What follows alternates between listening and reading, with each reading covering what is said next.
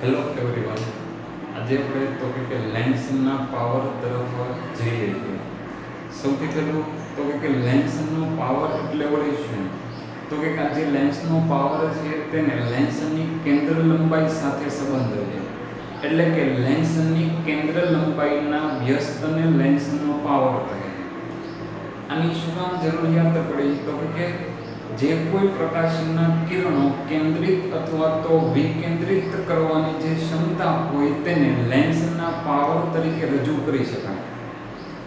એટલે કે લેન્સની જે કેન્દ્રિત અને વિકેન્દ્રિત કરવાની ક્ષમતા છે તેને આપણે કોના સ્વરૂપે રજૂ કરીએ? લેન્સનો પાવર.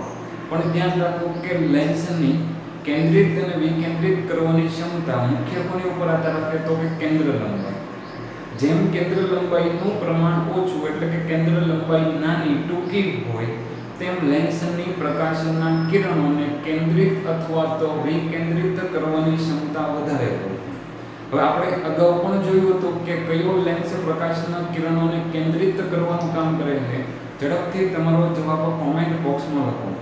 તથા આવા જ લેક્ચર મેળવવા માટે જો જે ચેનલને સબસ્ક્રાઇબ ન કરી હોય તો ચેનલને સૌપ્રથમ સબસ્ક્રાઇબ કરો અને તમામ માહિતીઓ મેળવો. આ ઉપરાંત આપણી ટેલિગ્રામ ચેનલ છે તે મેળવવા માટે 8460611445 ઉપર કોન્ટેક્ટ કરી અને તેના ઉપરથી તો કે ક્વિઝ સ્વરૂપના તમે પ્રશ્નો આપી શકો છો. તો હવે તમે જવાબ તમારો જરૂરથી નીચે કોમેન્ટ બોક્સમાં લખેલો હશે. હવે તો કે જે પ્રશ્ન કર્યો તો કે કયો લેન્સ છે એ પ્રકાશના કિરણોને કેન્દ્રિત કરે? તો કે બહિર્ગોળ લેન્સ પ્રકાશના કિરણોને કેન્દ્રિત કરે છે. એવી જ રીતે જે અંતર્ગોળ લેન્સ હોય તે પ્રકાશના કિરણોને શું કરે છે? તો કે વિકેન્દ્રિત કરે. અંતર્ગોળ લેન્સ મુખ્ય કેન્દ્ર f1 માંથી વિકેન્દ્રિત થતા હોય તેવો ભાસ થાય, જ્યારે બહિર્ગોળ લેન્સ જે પ્રકાશના કિરણોને મુખ્ય કેન્દ્ર f2 પર કેન્દ્રિત કરે છે. તો જે લેન્સની કેન્દ્ર લંબાઈ હોય છે એ શું આપણને આપશે? તો કે લેન્સની પ્રકાશના કિરણોને કેન્દ્રિત અથવા તો વિકેન્દ્રિત કરવાની ક્ષમતા દર્શાવે. જેમ કેન્દ્ર લંબાઈ ઓછી હશે તેમ પ્રકાશના કિરણો કેન્દ્રિત અથવા તો વિકેન્દ્રિત વધુ પ્રમાણમાં થાય છે. અને જે કેન્દ્ર લંબાઈની વ્યસ્ત હોય, કેન્દ્ર લંબાઈની વ્યસ્ત એટલે કે કેન્દ્ર લંબાઈનું વ્યસ્ત 1/f અને જેને આપણે લેન્સના પાવર તરીકે રજૂઆત કરીએ એટલે કે લેન્સનો પાવર છે તે P બરાબર 1/f. પણ અહીંયા આગળ ખાસ ધ્યાન રાખો કે કેન્દ્ર લંબાઈ હંમેશા કયા એકમમાં હશે? તો કે મીટર. કેન્દ્ર લંબાઈ મીટરમાં હોય તો પાવરનો એકમ જોઈએ તો 1/f ની બદલે શું આવે? તો કે મીટર. તો કે 1/મીટર એને કહેવાય મીટર ઇનવર્સ. પણ લેન્સનો પાવર છે તેને આપણે કયા એકમની અંદર જોઈએ છે? ડાયોપ્ટર. એટલે કે કેપિટલ D વડે દર્શાવે છે. એક ડાયોપ્ટર એટલે કે 1 મીટર ઇનવર્સ થાય. બીજી રીતે જો આ વિધાનનો અર્થ કરું તો એવું કહી શકાય કે 1 મીટર કેન્દ્ર લંબાઈ વાળા 1 મીટર કેન્દ્ર લંબાઈ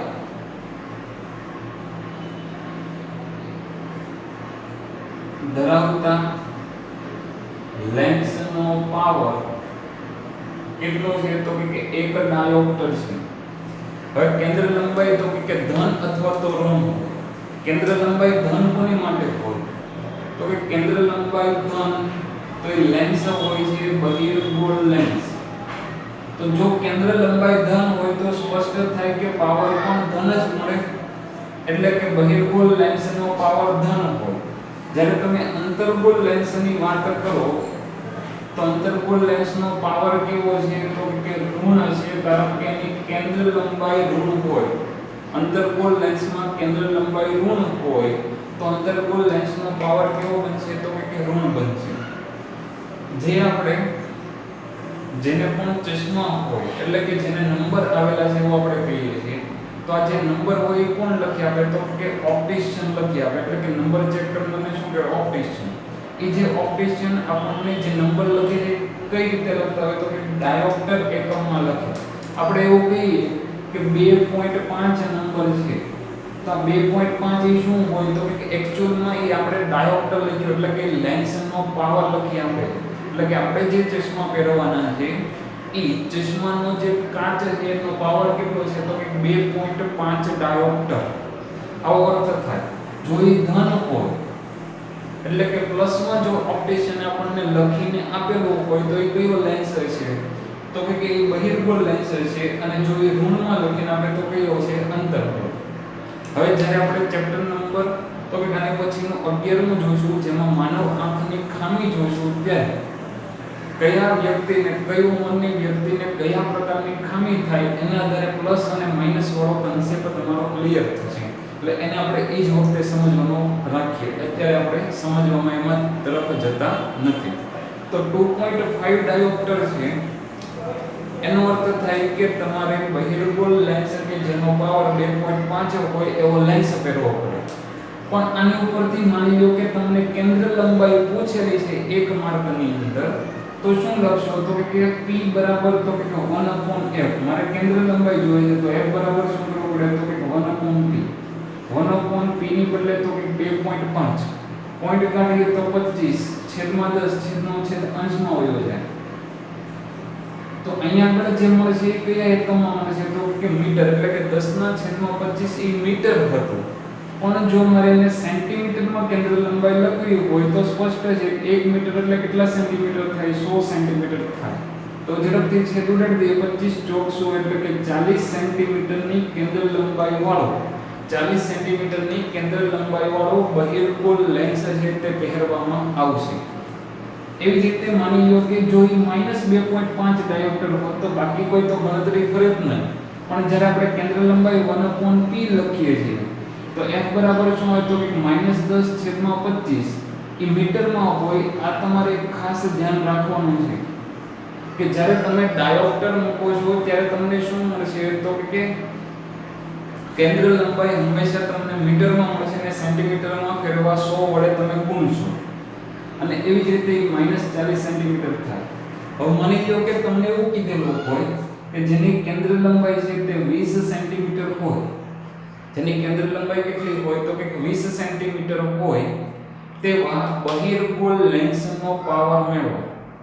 બહિર્ગોળ લેન્સ કીધું એટલે કેન્દ્ર લંબાઈ આપણે ધન સમજવી પડે. પણ ઇન કેસ કે શબ્દ એવો પૂછ્યો હોય કે જેની કેન્દ્ર લંબાઈ 20 સેન્ટીમીટર હોય તેવા અંતર્ગોળ લેન્સ માટે પાવર મેળવો તો કેન્દ્ર લંબાઈ શું લે? તો કે માઈનસ લે. એટલે હવે આપણે અંતર્ગોળ લેન્સ માટે જ આપણે પાવર ગણી નાખીએ તો પાવર બરાબર તો કે 1/f. 1/ તો કે -20. જો તમે ફક્ત -20 મૂકી દો અને જવાબ લખી નાખો કે 1/20 એટલે કે 0.05 થશે. 0.05 એવી રીતે તમે લખી નાખો, તમારો જવાબ ખોટો થાય. શું કામ ખોટો થાય? તો કે અહીંયા આગળ સેન્ટીમીટરમાં હતું. જ્યારે આપણે વાત કરી છે કે કેન્દ્ર લંબાઈ હંમેશા મીટરમાં હોવી જોઈએ જ્યારે સૂત્રમાં કિંમત મૂકો ત્યારે. તો સૌથી પહેલું 20 સેમી ને તો કે મીટરમાં ફેરવો એટલે છેદમાં 100 છેદનો છેદ તો કે અંશમાં વયો જાય 100/20 એટલે આપણો જવાબ થાય -5 ડાયોપ્ટર. તો જેની કેન્દ્ર લંબાઈ 20 સેન્ટીમીટર હશે તેની માટે ડાયોપ્ટર આપણને કેટલો મળશે? તો કે -5. કારણ કે આ અંતર્ગોળ લેન્સની આપણે વાત કરી એટલે કે -5 ડાયોપ્ટર મળે. ખાસ તમારે તો કે ડાયોપ્ટર એટલે શું? તો કે 1 મીટર કેન્દ્ર લંબાઈ વાળો 1 મીટર કેન્દ્ર લંબાઈ વાળા બહિર્ગોળ લેન્સ અથવા તો અંતર્ગોળ લેન્સ કે જેનો પાવર કેટલો છે? 1 ડાયોપ્ટર. જો એ બહિર્ગોળ લેન્સ હોય તો +1 ડાયોપ્ટર છે. જ્યારે અંતર્ગોળ લેન્સ હોય તો પાવર કેવો રહેશે? તો કે -1 ડાયોપ્ટર.